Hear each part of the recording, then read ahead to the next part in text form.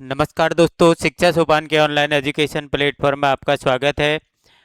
जैसा कि आप देख पा रहे हैं कि लगभग 4 से 5 दिन पहले सरकार के द्वारा विद्या संबल योजना 2026 की घोषणा की गई थी। उसके लिए सभी जिला कलेक्टरों को इसके आदेश दिए गए कि अपने ज़िले में जितनी भी खाली वैकेंसी हैं, third grade, second grade, first grade या कॉलेज लेवल पर, तो उनके लिए विज्ञप्ति जारी करके और अस्थायी रूप से विद्या संबल योजना में योग्य जो कैंडिडेट हैं उनको लगा करके बच्चों की जो पढ़ाई है उसको यथावत जारी रखने के निर्देश दिए गए थे। कल जो है 25 अगस्त को कुछ जिलों की विज्ञप्ति जारी भी हो चुकी थी शाम तक। बाकी के अधिकांश जो जिले हैं वो रात तक अपनी विज्ञप्ति जारी कर चुके थे। 27 अगस्त फॉर्म भरने की लास्ट डेट थी, 31 अगस्त को लिस्ट आनी थी। लेकिन ये सारी प्रक्रिया जो है वो रातों रात में निरस्त कर दी गई। आखिर इसका क्या कारण रहा होगा, क्यों निरस्त की गई, आगे इसका क्या होने वाला है, ये आगे आएगी, दोबारा नहीं आएगी, या फिर आएगी तो किस रूप में, नए रूप में आएगी, क्या नियम रहने वाले हैं, इसके बारे में हम थोड़ी सी यहाँ पर चर्चा करेंगे।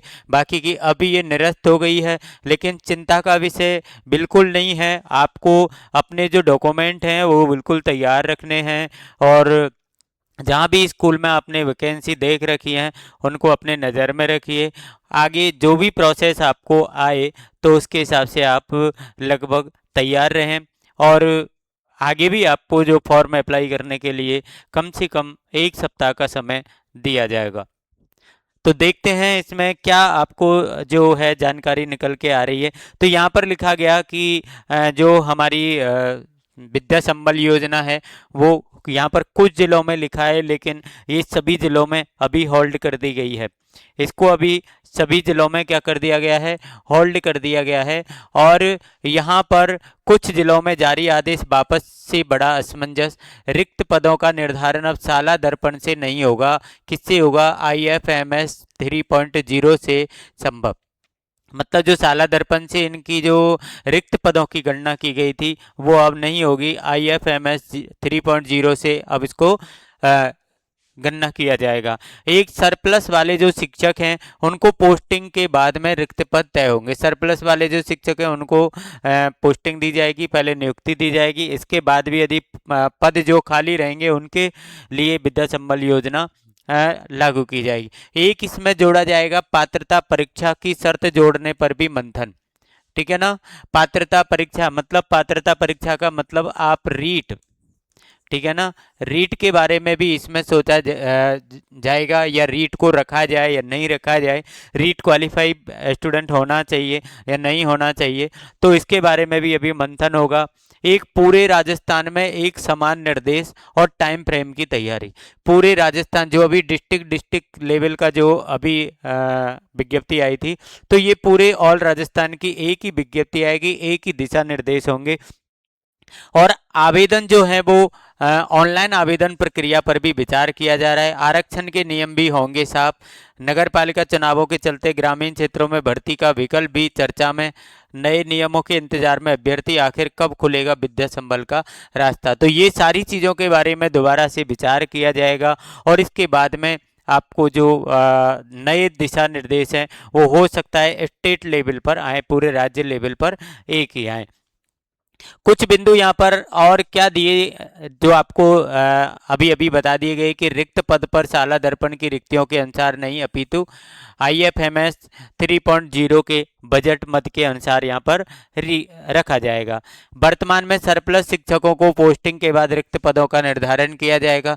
सरप्लस पर जो भी अध्यापक हैं उनको अपने निर्धारित स्थान पर पोस्टिंग दी जाएगी, पहले नियुक्ति दी जाएगी, उसके बाद एक पात्रता परीक्षा उत्तीर्ण, मतलब रीट को भी इसके अंदर जो है वो लागू करने की संभावना है। और मुझे लगता है कि ये होगी भी, क्योंकि आपको पता है कि ये शिक्षक पात्रता परीक्षा है, और ये शिक्षक पात्रता परीक्षा पास होना बहुत ज़रूरी है, क्योंकि आप इस समय शिक्षक ही बन रहे हैं, आप बच्चों को पढ़ाने जा रहे हैं। और राज्य स्तर पर आपके एक समान निर्देश आएंगे। ऑनलाइन आवेदन पर विचार किया जा रहा है। तो ये 2 पॉइंट जो हैं ये हमारे लिए अच्छे हो सकते हैं, ठीक है ना। राज्य लेवल पर इसकी एक ही दिशा निर्देश हों और इसकी फॉर्म जो है वो ऑनलाइन प्रक्रिया से हों और ऑनलाइन प्रक्रिया से ही इसका पूरा सिलेक्शन प्रोसेस जो है वो किया जाए। तो यहाँ पर कहीं ना कहीं पारदर्शिता जो है वो देखने को मिल सकती है। नहीं तो आपको पता है कि जहाँ पर जो स्कूल में जो संस्था प्रधान है या कोई कहेगा भाई कमेटी वालों ने ये कर लिया, या कमेटी वालों ने अपने चहेतों को लगा दिया, या प्रिंसिपल ने अपने चहेतों को लगा दिया, तो काफ़ी तरह की जो प्रॉब्लम है या काफ़ी तरह के यहाँ पर ऑब्जेक्शन जो है लोगों के सामने रहेंगे। यदि ऑनलाइन पूरा प्रोसेस होगा, एक ऑनलाइन तरीके से यदि परसेंटेज के माध्यम से या अनुभव के माध्यम से ही यदि टीचरों का सिलेक्शन किया जाएगा विद्या संबल में, तो कहीं ना कहीं ये हमारे लिए एक अच्छी बात रहने वाली है। तो ये 2 पॉइंट यहाँ पर बहुत अच्छे हैं। रीट की पात्रता भी होनी चाहिए। ये भी आपको पता है कि जो हमारे जो टीचर बनने के लायक हैं, लायक का मतलब उनके पास में पात्रता है, तो उनको मौका देना चाहिए, क्योंकि उन्होंने अपने टीचर की जो योग्यता है, पात्रता है, वो ऑलरेडी अपने टेस्ट के द्वारा पास कर ली है। तो आप लोग चिंता नहीं करें, दोबारा से ओपन होंगे फॉर्म और कम से कम आपको 7 डेज का जो है वो समय दिया जाएगा फॉर्म भरने के लिए। ठीक है ना, ये भी अपन ध्यान रखें। आपको जब भी ये फॉर्म, आपको एक चीज़ भी पता है कि अभी छुट्टियां भी बहुत आ रही हैं, जैसे आपकी 26 की छुट्टी है, 27 का वर्किंग डे है, इसके बाद में 28, 29, 30, ठीक है ना, ये सब छुट्टियों में जा रहे हैं। तो ये भी एक यहाँ पर विषय रहा कि भाई विद्यालय जब ओपन ही नहीं होंगे तो इस समय ये जो प्रक्रिया है वो कैसे होगी। तो ये जो समय इनको मिल रहा है, ये मंथन करने के लिए मिल रहा है। इन पॉइंटों पर ये मंथन किया जाएगा और इन पॉइंटों पर मंथन करके इसकी दोबारा से विज्ञप्ति जो है वो जारी होगी।